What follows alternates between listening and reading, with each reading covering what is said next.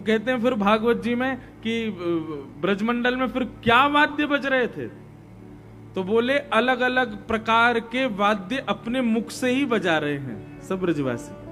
जैसे कोई मुंह खोल के गाल बजा रहा है, मुख से आवाज आ रही है, कोई अपने हाथ का ही शंख बना करके बजा रहा है, कोई अलग अलग प्रकार के यंत्रों को बजा रहा है। आवाज निकलने वाली जो भी वस्तु मिल जाती है, थाल मिल जाए, कांसे मिल जाए, कछू मिल जाए, उसी को ही बजा रहे हैं।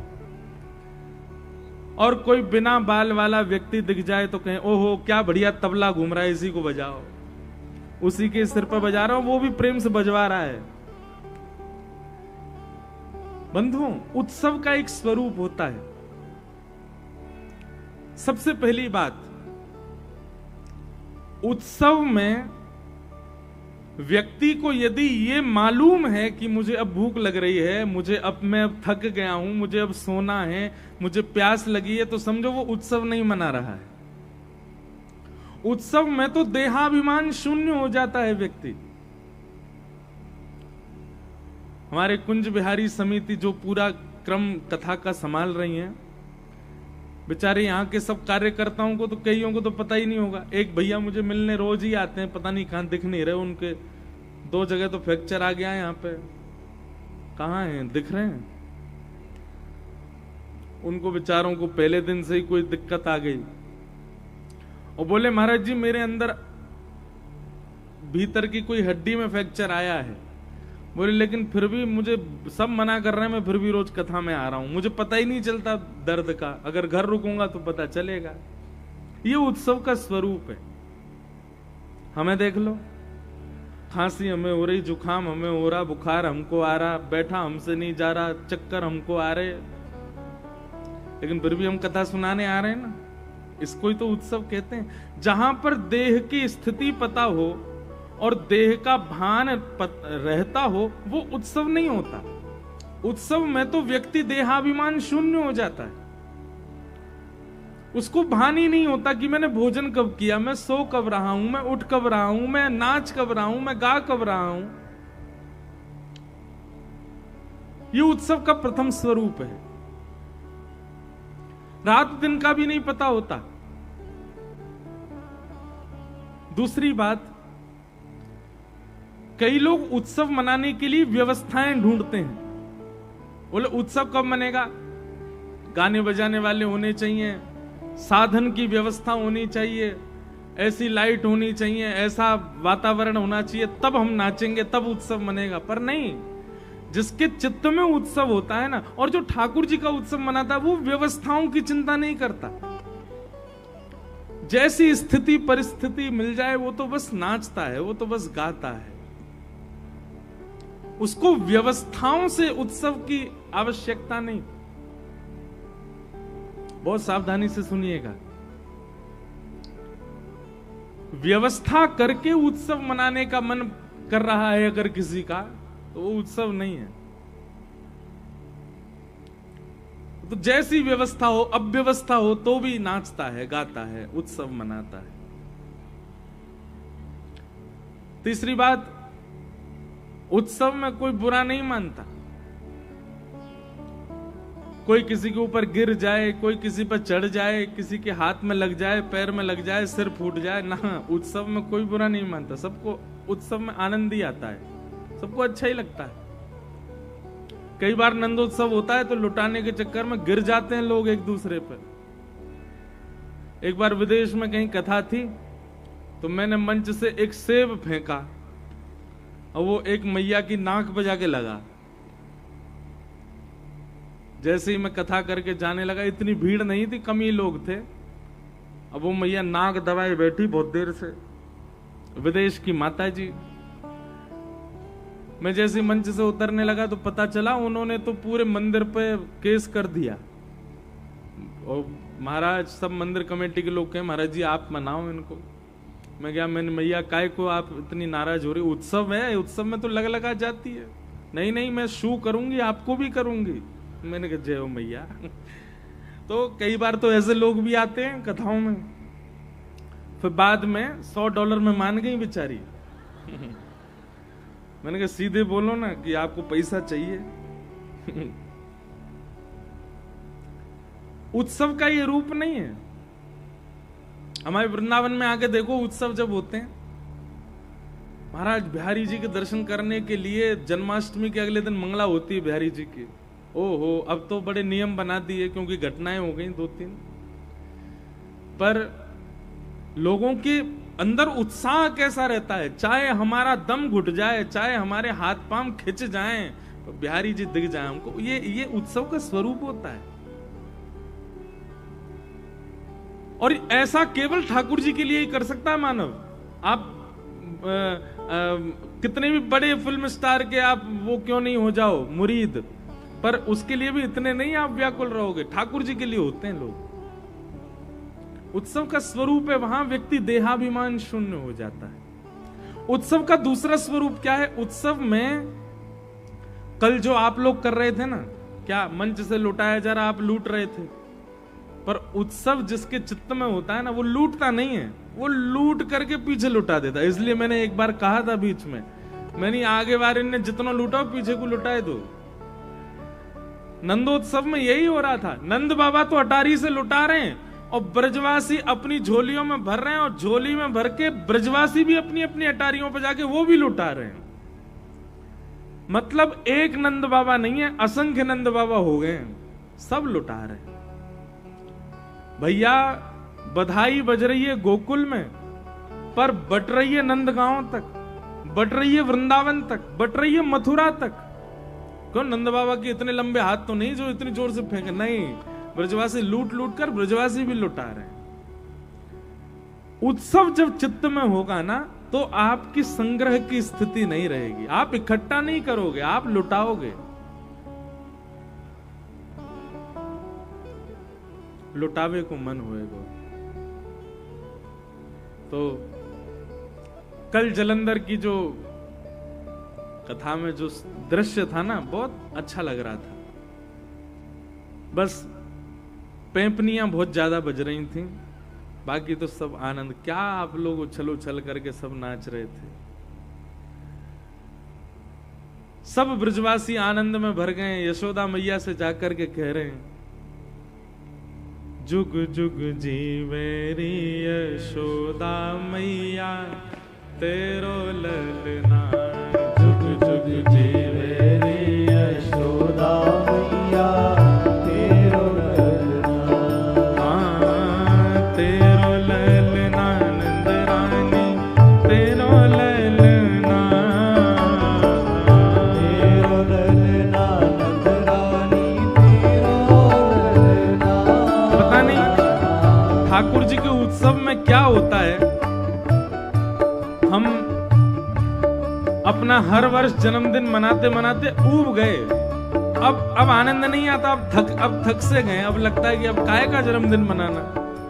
पर हम हर हफ्ते ठाकुर जी का जन्मोत्सव मनाते हैं कथा में, तब भी लगता है कि अभी तो कुछ मनाया ही नहीं। हर बार नवीन सा लगता है, नया सा लगता है।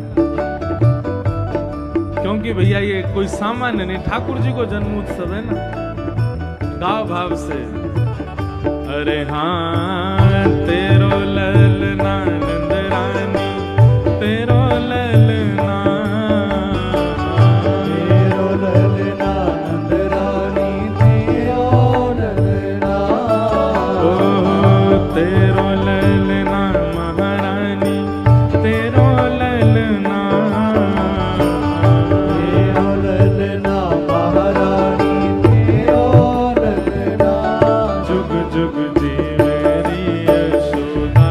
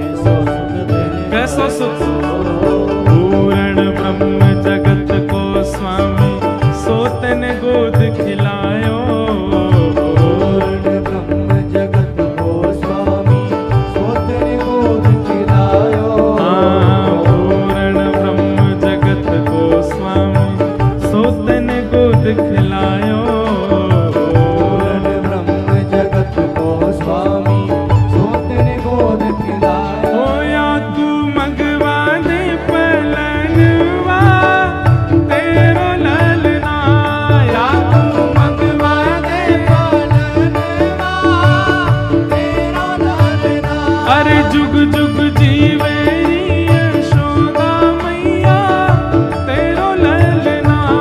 जुग जुग जीवे री यशोदा मैया तेरो ललना। हाँ जुग जुग जीवे री नंदरानी मैया तेरो ललना। जुग जुग जीवे री नंदरानी मैया और तेरो ललना। ये अगली पंक्ति मुझे बहुत अच्छी लगती है। कभी कभी मेरा मन होता है, जितने आप देखो कई गोपाल जी को लेके नाच रही माता जी, पीछे ठाकुर जी को लेके आए, इतने लोग ठाकुर जी को लेके आते कथा सुनाने। आज हमारे गिरधर लाल जी भी आएंगे कथा में। तो हमारी सेवा का हमको फल क्या चाहिए? ठाकुर जी से कुछ चाहिए नहीं, लेकिन ये जो अगली पंक्ति है ना, ये तो हमको चाहिए। धन्य घड़ी जब होए यशोदा मैया कह के बोले। कभी हमारो लाला बोल जाए मैया कह के बोले। ओ धन्य घड़ी जब होए यशोदा मैया कह के बोले। घड़ी जब होए यशोदा मैया कह के बोले। आपको संतोष हो जाता है अपने ठाकुर जी से, मौन बैठे रहते हैं पूरे दिन, कछु बोले ही ना है, माटी को मथोना सो ऐसे ही बैठो रे।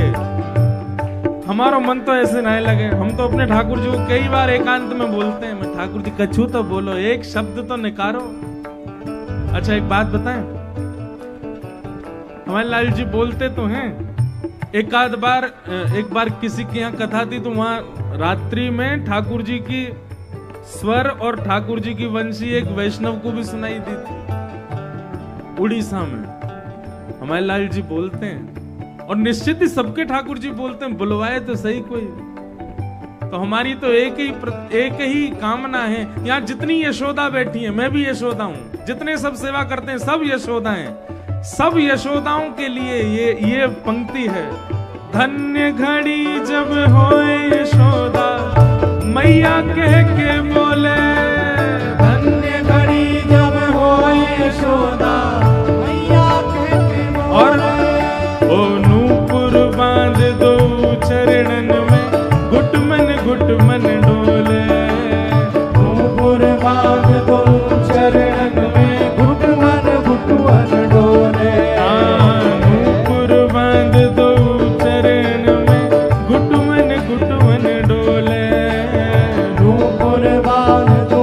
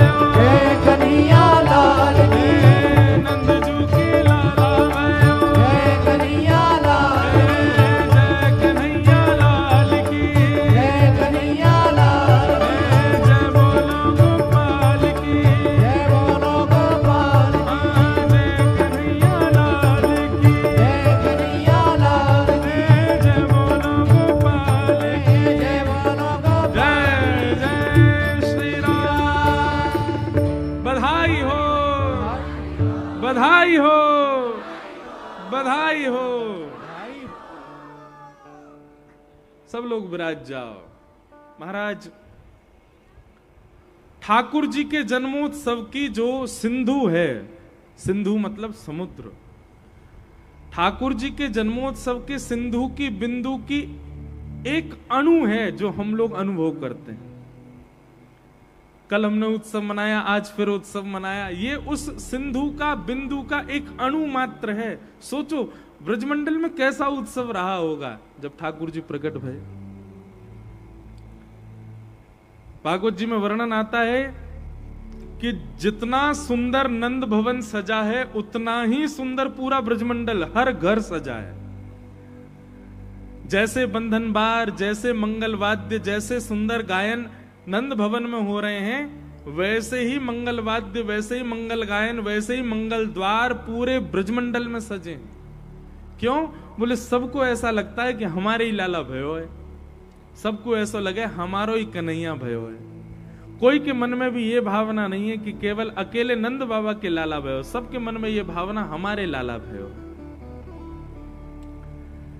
नंदस्त्वात्मज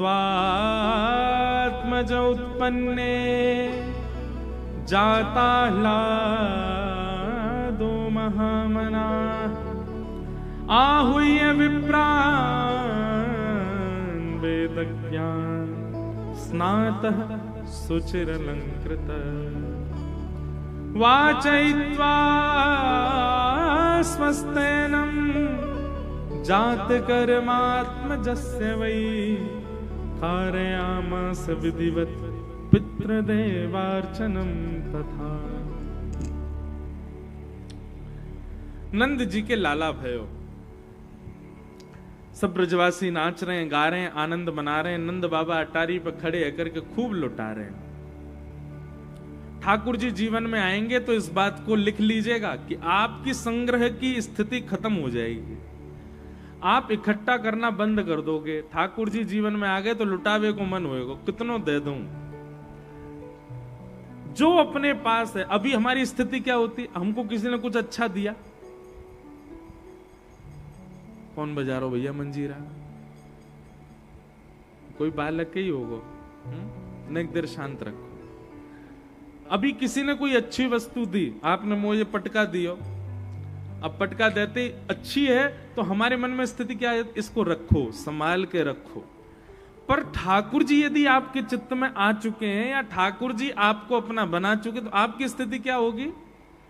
किसी भी वस्तु के प्रति आपके चित्त में यह भावना आएगी नहीं, ये बहुत अच्छी है, इसको रख लो।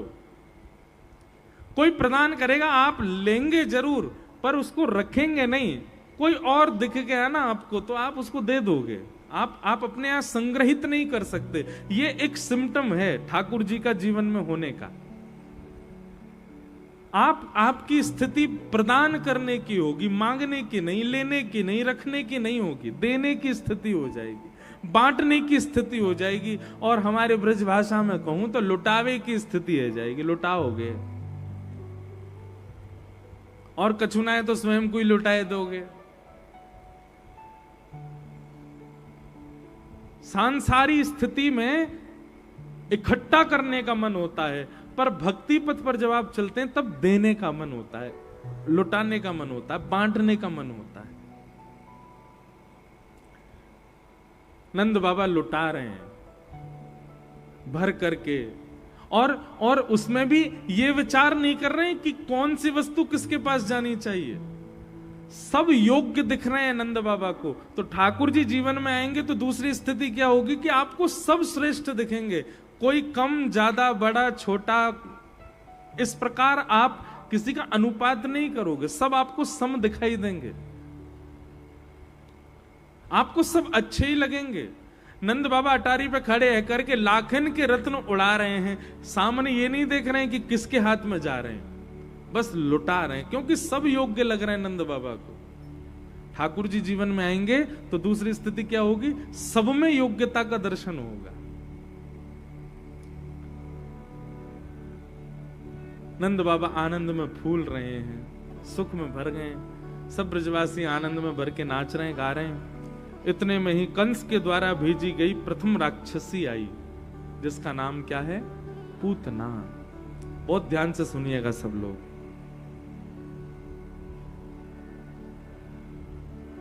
ठाकुर जी जब जीवन में आते हैं तो सबसे पहले हमारे अंदर कौन से अवगुण का नाश करते हैं?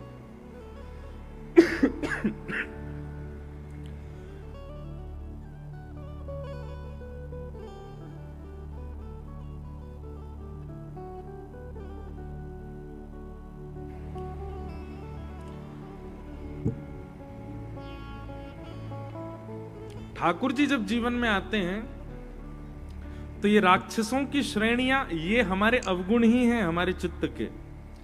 अब जैसे पूतना, अघासुर, बकासुर, धेनुकासुर, केसी, अरिष्टासुर, व्योमासुर, ये सारे हमारे अंदर ही अवगुण हैं।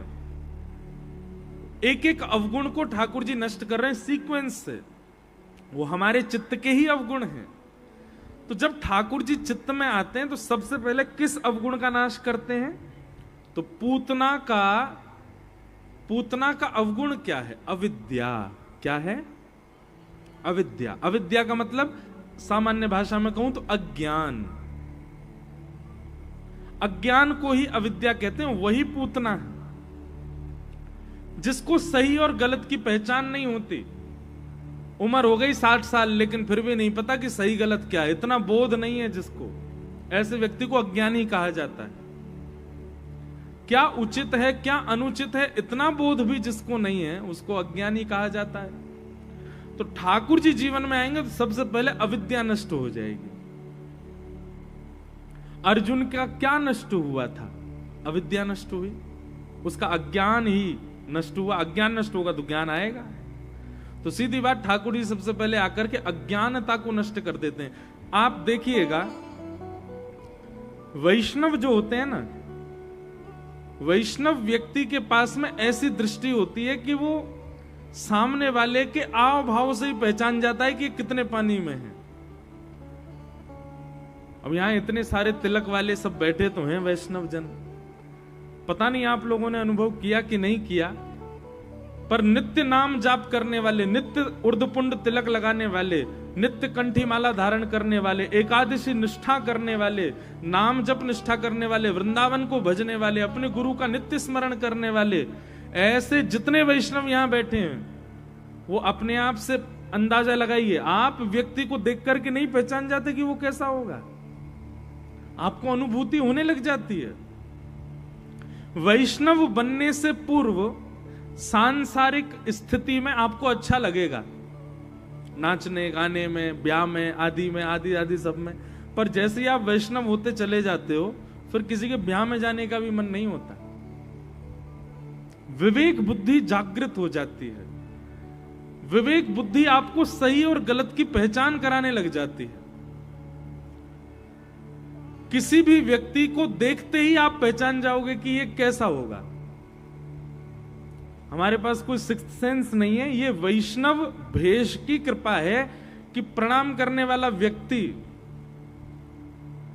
वो वास्तव में वृंदावन किस रूप में भजता है, वो गुरु परंपरा में है कि नहीं है, वो एकादशी निष्ठा करता है कि नहीं, उसके प्रणाम से ही पता चल जाता है कि वो है कि नहीं उस स्थिति में।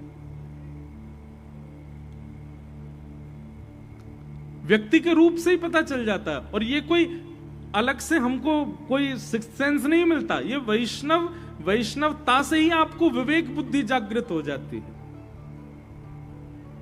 कौन व्यक्ति चिकनी चुपड़ी बातें कर रहा है, कौन व्यक्ति केवल बहलाने फुसलाने के लिए अच्छी अच्छी बातें कर रहा है, कौन व्यक्ति वास्तविक बोल रहा है, कौन व्यक्ति झूठ बोल रहा है, ये आपको शब्दों से पता चल जाएगा।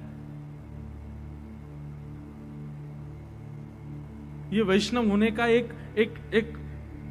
बहुत सारे प्लस पॉइंट है, पर एक ये भी प्लस पॉइंट है कि आप व्यक्ति को पहचानने लग जाते हो, आप स्थिति को पहचानने लग जाते हो, आप माहौल को पहचानने लग जाते हो।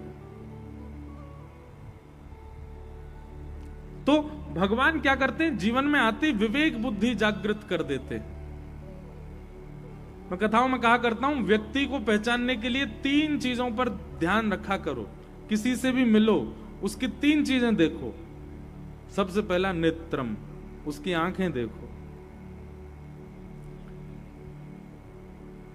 आंखें यदि चपल हैं, आंखें यदि चतुर हैं, आंखें यदि बहुत मटक रही हैं, स्थिर नहीं हो रही हैं एक जगह, तो ये बात निश्चित है कि व्यक्ति अस्थिर है, स्थिर नहीं है, मन चला व्यक्ति हो सकता है। नेत्रम, और दूसरी बात वक्त्रम, उसके शब्दों को सुनो, उसकी वाणी को सुनो। वो जब बोलता है तो किन शब्दों का प्रयोग करता है, उन शब्दों से भी आकलन लग जाता है कि वो व्यक्ति कैसा खाता पीता होगा।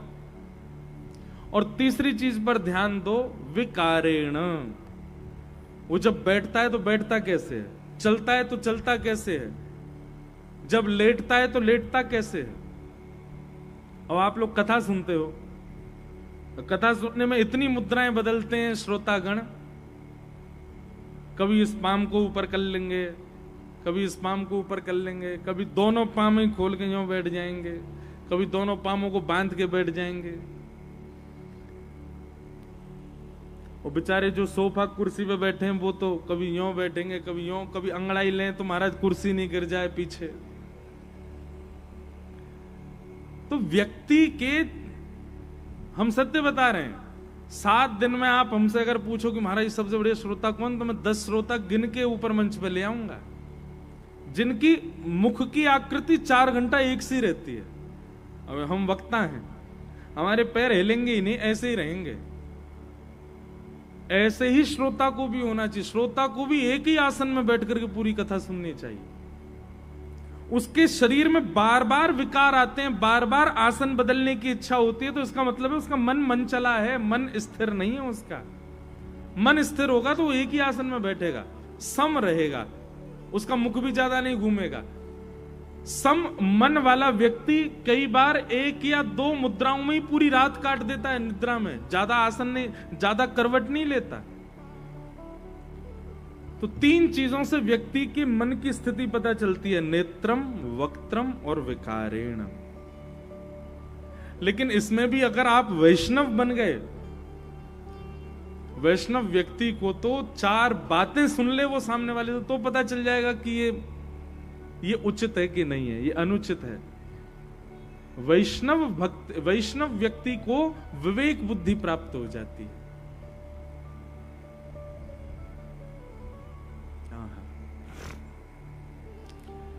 तो पूतना भगवान को मारने के लिए आई, कंस ने उसको भेजा। पूतना ने कहा मैं रूप बदल करके जाऊंगी, अपने पयोधर में विष लगा के जाऊंगी, 10 दिन के अंदर जितने बालकों ने जन्म लिया सबके पास जा जा करके बालकों को पयोधर पिलाऊंगी, विष पीते ही बालक मर जाएंगे, और इन्हीं नवजात बालकों में आपका शत्रु कृष्ण भी मर जाएगा। कंस बोला प्रयास कर लो। निकल पड़ी पूतना, असंख्य बालकों को मार दिया पूतना ने, और सब जगह मारते मारते बालकों को जैसे ही गोकुल पहुंची, याद रहे पूतना बहुत सुंदर बन के गई थी,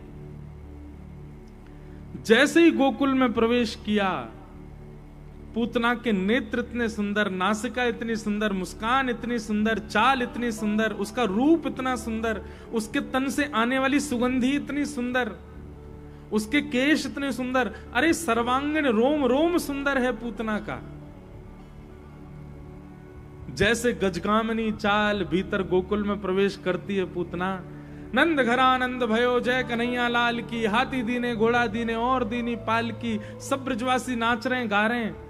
लेकिन जहां जहां से पूतना निकलती है और जैसे ही ब्रजवासियों की उस पर दृष्टि पड़ती है, वे सब अपना उत्सव मनाना भूल जाते हैं, सब उसी को देखने लग जाते हैं। ओहो कितनी सुंदर, अरे स्वयं तो उस पर आसक्त हुए ही, दूसरे गाने वाले को ए सुन सुन सुन, देखियो कितनी सुंदर जा रही है। एक ब्रजवासी तो दौड़ा दौड़ा अपनी मैया के पास गया, मैया तू मेरे पीछे पड़ी रहे, ब्याह कर ले, ब्याह कर ले, मैया आज मेरा ब्याह करा दे तू। बोले अच्छा कौन ते करेगो?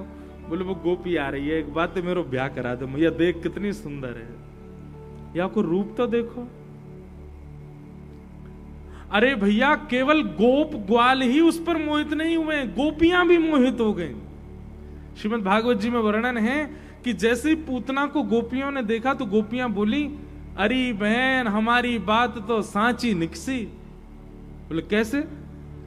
बोले कल नंद जी को लाला देखो तो देख के ऐसा लगो मानो नारायण ही आयो होगो, लेकिन आज या गोपी को देख कर तो हमारी बात पे मोहर लग गई, वह नारायण को दर्शन करवे देख लक्ष्मी चली आ रही है।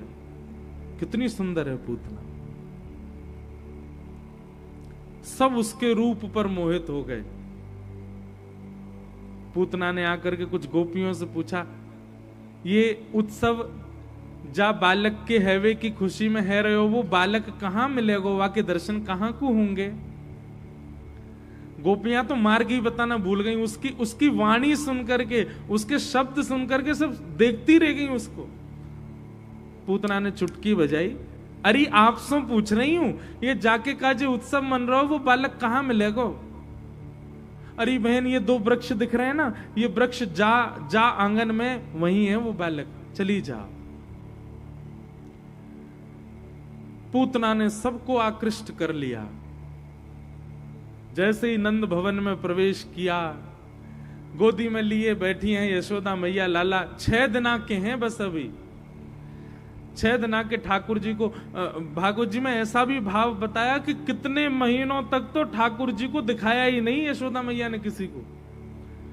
जब दिखावे की बारी आती तो नेक बस चरण दिखाती लाला के और फिर छुपा लेती हैं अपने पास। इतनो प्रेम से रखती लाल जी को। पूतना आई। पूतना को देखते ही यशोदा मैया भी एक बार को मोहित है गई। बोले आहा कितनी सुंदर, अरे विधाता, काश इतनी सुंदर तेने मेरे लाला के ताई बहू भेजी होती, वही तो ब्याह कराती अपने लाला को। ठाकुर जी गोद में पड़े पड़े मंद मंद मुस्काए कह रहे, मैया रुक जा, अभी बहू को रूप दिखाऊं तो कैसी बहू है। पूतना जैसे ही गई, यशोदा मैया से जाकर के प्रणाम, अरे बहन कहां से आई हो, बड़ी सुंदर हो। बोले पास के काम ते आई हूं, आपके लाला हैवे की खुशी की बधाई देवे आई हूं। नहीं दियो तो कैसो लाला आपको। यशोदा मैया ने कोई विचार नहीं किया, उसका सुंदर रूप, सुंदर आवरण जान करके तुरंत उसकी गोद में अपने ठाकुर जी दे दिए। भैया एक बात बहुत, देखो ये लीलाएं तो सब आपने सुनी है, पर इन लीलाओं में कई रहस्य छिपे हैं। यशोदा कौन है? मैं, आप, हम सब यशोदा हैं। और श्री कृष्ण कौन है? हमारी भक्ति ही श्री कृष्ण है। कई बार हम उन लोगों के सामने अपनी भक्ति को प्रकट कर देते हैं जो उसके अधिकारी नहीं होते। सदैव याद रखना, 10 नाम अपराध हैं। उन 10 नामापराध में एक अपराध यह भी है कि अनधिकारी के सामने अपनी भक्ति प्रकट करना। जो अधिकारी नहीं है, जो योग्य नहीं है, उसको बताना। हम तो इतना भजन करते हैं, हम तो इतनी कथा सुनते हैं, हम तो वृंदावन जाते हैं। अब वो सामने वाला व्यक्ति केवल आपसे निकलवाने के लिए ही सुंदर बन के आया है, वो वास्तव में उसका अधिकारी नहीं है। इसलिए हमारे शास्त्रों में हमारे गुरुजनों ने कहा है, नाम जप को गोपनीय रखो, गुरु मंत्र को गोपनीय रखो, भक्ति को गोपनीय रखो। क्यों?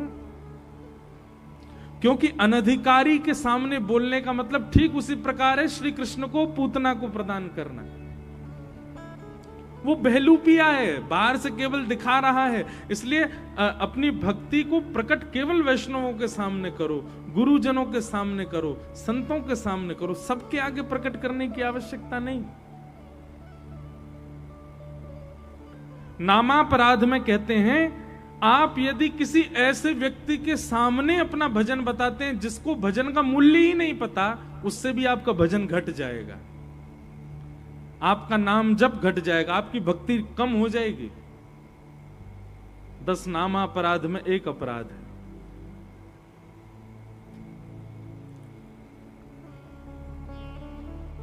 और एक और बात कहें, गुरुजन भी जब तक पूछे ना तब तक नहीं बताना चाहिए कि आप कितना भजन करते हो।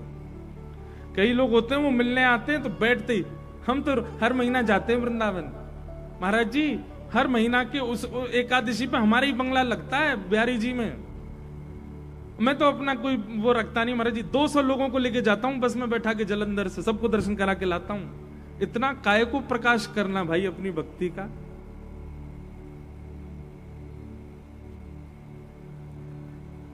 हम तो बहुत बालकों से कहते हैं कि भाई भजन गोपनीय रखो। एक बात कहें, बुरा नहीं मानिएगा, ये जो काउंटर वाला जो नाम जप है ना, कई लोगों की उंगली में लगा होगा, उसमें लोग जपते रहते हैं, काउंट करते रहते, अच्छी बात है। पर मेरा ऐसा मानना है कि उस पर ना एक टेप लगा के रखा करो, ऐसा टेप जिससे आपको नंबर ना दिखाई दे कि नंबर कितना है, कितना पहुंच गया। लोग ये भी प्रश्न करते हैं, आज भी एक प्रश्न आया कि नाम जप की संख्या कितनी होनी चाहिए। हमारे गुरुदेव कहते हैं 11 करो, हमारे गुरुदेव कहते हैं 108 करो। हम तो ये कहते हैं भाई गिनो मत, करो। गिनती करनी है तो अपने दूषित कर्मों की करो, नाम काय को गिनना। कभी प्रेम गिन के किया जाता है? प्रेमी यदि अपने प्रियसी को या प्रेमी अपने प्रियतम को रोज गिनाता हो कि मैंने तुमको सुबह ये बोला था, मैंने दोपहर में तुमको ये बोला था, मैंने तुमको तब इतना प्रेम किया था, मैंने तुमको तब ये प्रेम दिया था, प्रेम गिना थोड़ी जाता है। नाम जब अगर पुण्य की भावना से आप करते हो कि आपको पुण्य मिले तो गिनो, लेकिन प्रेम की भावना से करते हो तो जपना गिनना बंद कर दो, उसको असंख्य करो, जितना हो सके उतना करो। काउंटर अगर आप रखते हैं तो उस पर एक टेप लगा दीजिए, व्हाइट टेप, जिससे उसका अंदर का वो संख्या नहीं दिखनी चाहिए, कितनी संख्या। आप निश्चित मानिएगा जितने लोग भी संख्या देख के करते हैं, संख्या देखते ही मान आता है हृदय में, ओहो इतना नाम कर लिया हमने। संख्या देखते ही दिखाने की इच्छा होती है, इनको दिखा दें। कई लोग हैं वो काउंटर ऐसे घुमा के बैठते हैं कि सामने वाले को देखे तो कितना नाम हो गया हमारा। काय को नाम जब गिनो मत। बल्कि काउंटर सब लोग खरीद लो, अपनी अपनी उंगली में पहन के रखो। किसी के साथ बुरा करो, दबाओ, हमने ये बुरा किया। किसी के साथ अभद्र बोलो, दबाओ। किसी के साथ छल करो, दबाओ। किसी पे क्रोध करो, दबाओ। और फिर रोज रात को सोने से पहले देखा करो, ओहो 108 हो गया आज, दिन भर में 108 पाप किए मैंने, उसको गिनो। नाम जब गिन करके संतोष करके सो जाते हैं, वो 5000 नाम हो गए आज तो मेरे। नाम जब काय को गिनना, वो तो असंख्य करो, उसकी कोई गिनती नहीं होनी चाहिए। तो नामापराध में एक अपराध क्या है? अयोग्य के सामने अपनी भक्ति का प्रचार करना।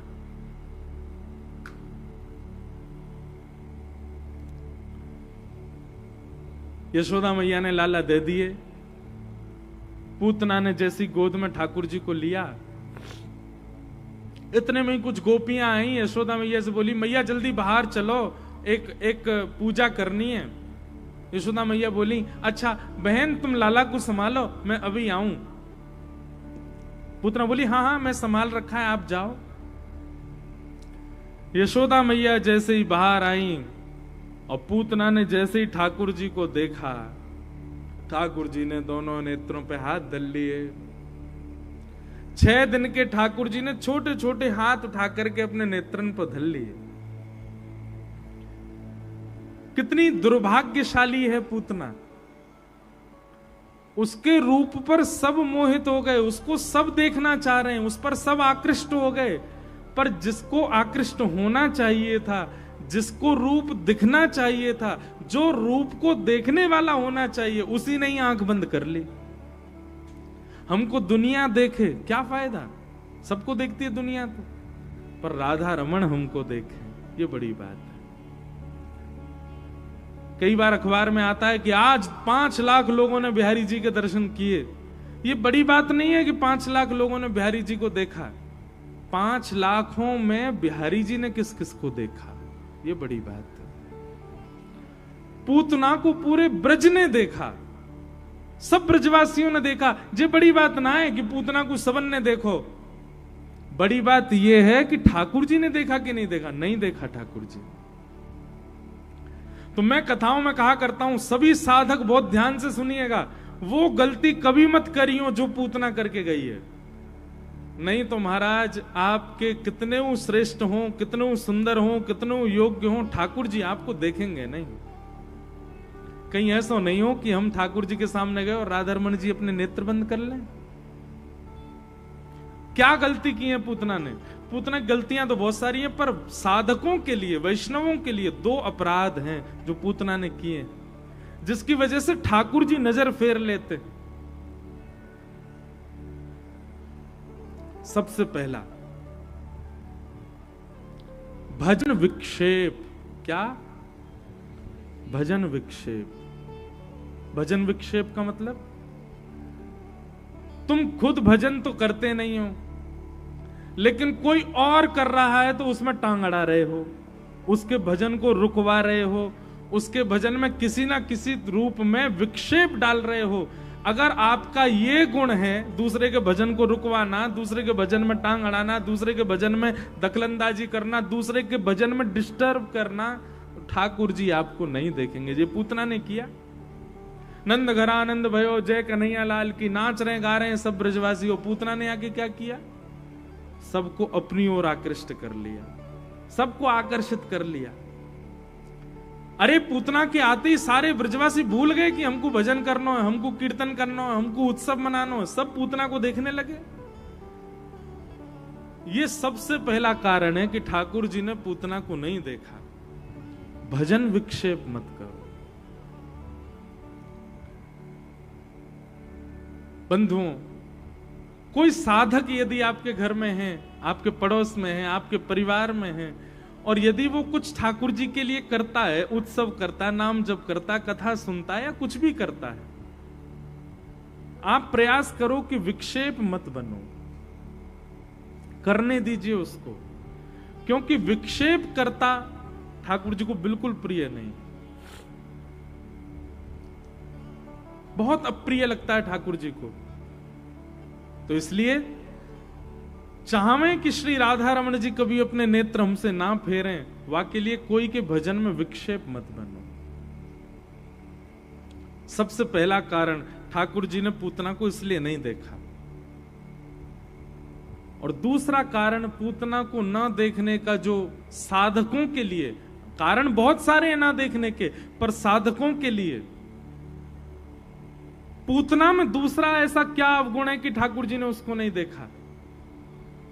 कि पूतना अपनी वास्तविकता को छुपा करके जा रही है। वो अपने मूल रूप को छुपा करके गई है ठाकुर जी के सामने। वैष्णव को चाहिए वो जैसा है वैसे प्रस्तुत हो ठाकुर जी के आगे, अपने मूल रूप को ना छुपाए। सूरदास जी का एक बहुत सुंदर पद है, मुझे बहुत अच्छा लगता है।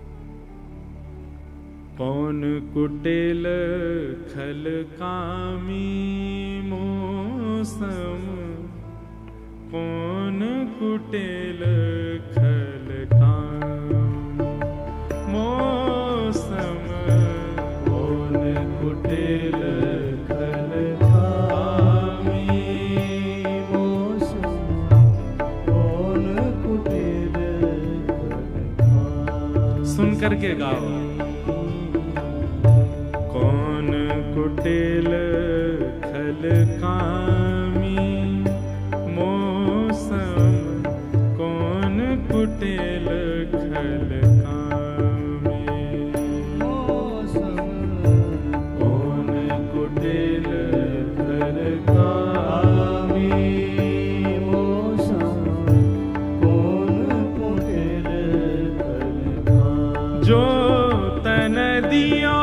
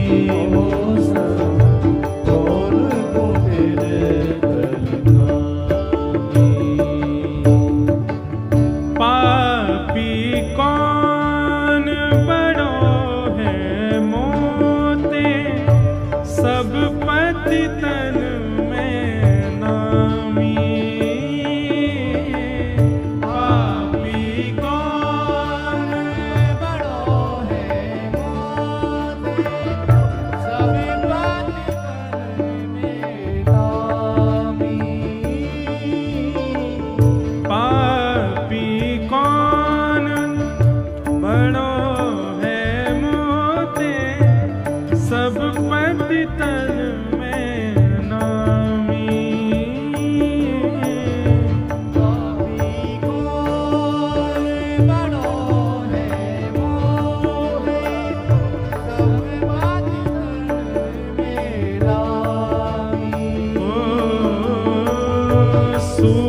पतित को ठौर कहाँ है, पतित को ठौर कहाँ है, सूर पतित को ठौर कहाँ है, सूर पतित को ठौर कहाँ है। सुनिए श्रीपति स्वामी मूसम कौन कुटिल कलकामी, मूसम कौन कुटिल कलकामी,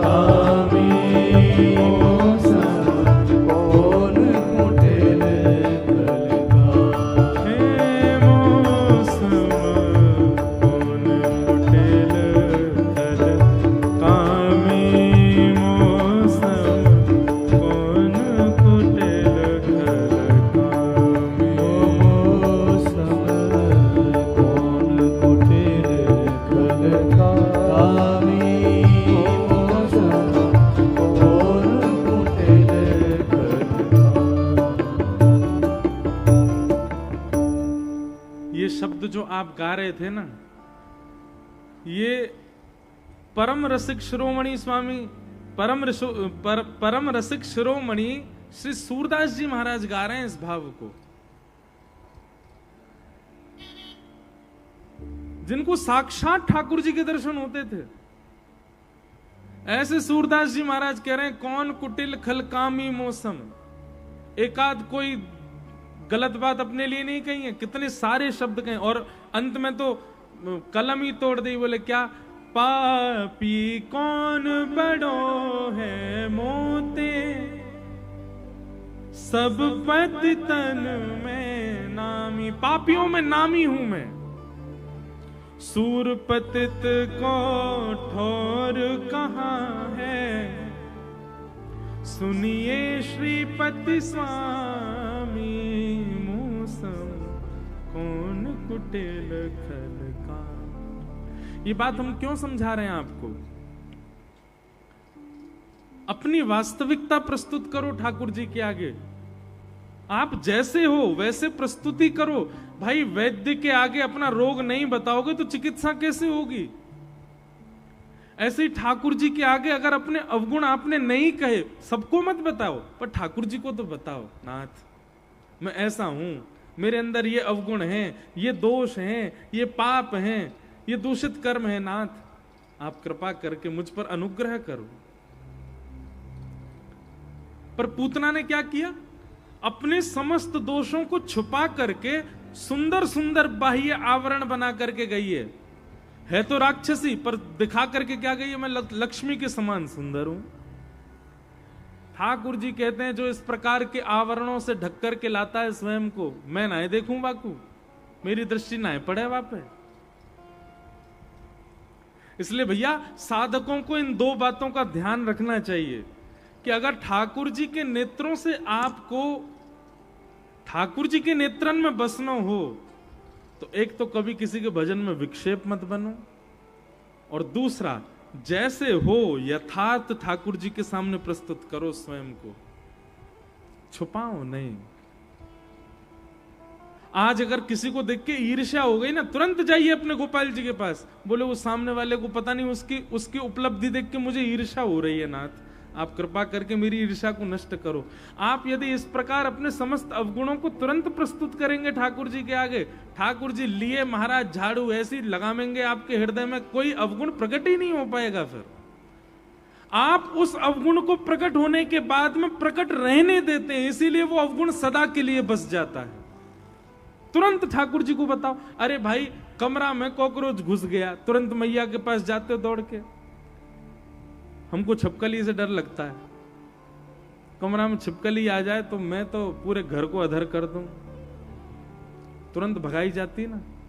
अब उस छिपकली को अगर आपने 10-5 दिन तक नहीं हटाया तो वो अपने जगह बना लेगी कमरे में। जैसे उसको भगाने जाओगे तो वो सीधी वहीं भगेगी जहां से कोई निकाल ही नहीं सकता। एक्सपीरियंस्ड हूं मैं। ठीक वैसे ही अवगुण चित्त में प्रकट हुआ।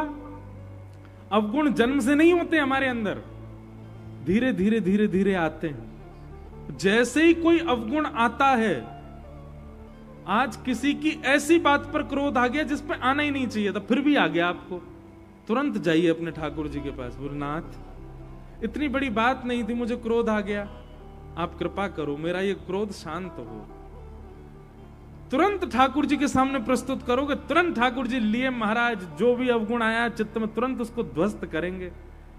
लेकिन आप क्या करते हैं, क्रोध आ गया, अब क्रोध आ गया तो उसको भीतर ही रहने देते हैं, कभी ठाकुर जी के आगे प्रस्तुत नहीं करते, तो भीतर ही रहा वो अपनी जगह जगह स्थान बना लेता। फिर ठाकुर जी से जब आप बहुत दिन बाद कहते हो, ठाकुर जी ढूंढते हैं, वो मिलता ही नहीं, कहां घुस गया भीतर। अवगुण का तुरंत प्रस्तुतिकरण ठाकुर जी के सामने करो। समझ में आई बात? नहीं तो अवगुण घर बना लेंगे आपके चित्त में, और फिर कथाएं सुन सुन के महाराज पूरा जीवन धक्का खाते रहो, तब भी अवगुण निकल नहीं पाएगा। इसलिए आज से अभी से नियम बनाओ, जो अवगुण आता है ठाकुर जी के पास जाने का भी समय नहीं है, नेत्र बंद करके राधारमण लाल जी का स्मरण करो। किसी पे क्रोध आए तुरंत आप राधारमण जी का स्मरण करने लग जाओ। आहा, चांद सा सलोना मुख लटे घूंघरारी हैं, भोए हैं कटीली आंखें तिरछी कटारे, होया के मधुर रसीले वचन, हो मेरा या पे अटक गया मन। कहां गया क्रोध? भाज गया, खत्म। काम उत्पन्न होता है चित्त में, काम उत्पन्न होते तुरंत नेत्र बंद करो, राधा वल्लभ लाल जी का स्मरण करो। जय जय राधा वल्लभ प्यारो हरि वंश, जय जय श्री वृंदावन श्री वन चंद्र। काम नष्ट हो जाएगा उसी समय। आप अवगुण के आते ही ठाकुर जी को भूल करके उस अवगुण की इच्छा को पूरी करवाते हैं, इसलिए अवगुण रुक जाता है आपके चित्त में। ये भजन कीर्तन तब नहीं गाना है जब कथा हो, तब नहीं गाना है जब सब समाज मिले, तब गाना है जब जीवन में अवगुण आते हैं। किसी को देख के ईर्ष्या आती है, कीर्तन करो। किसी को देख के काम उत्पन्न होता है, कीर्तन करो। किसी पर क्रोध आ रहा है, कीर्तन करो। इन स्थितियों में कीर्तन करो, आपका क्रोध, काम, ईर्ष्या, द्वेष, अभिनिवेश, अहंता, ममता, चिंता सब नष्ट हो जाएगी।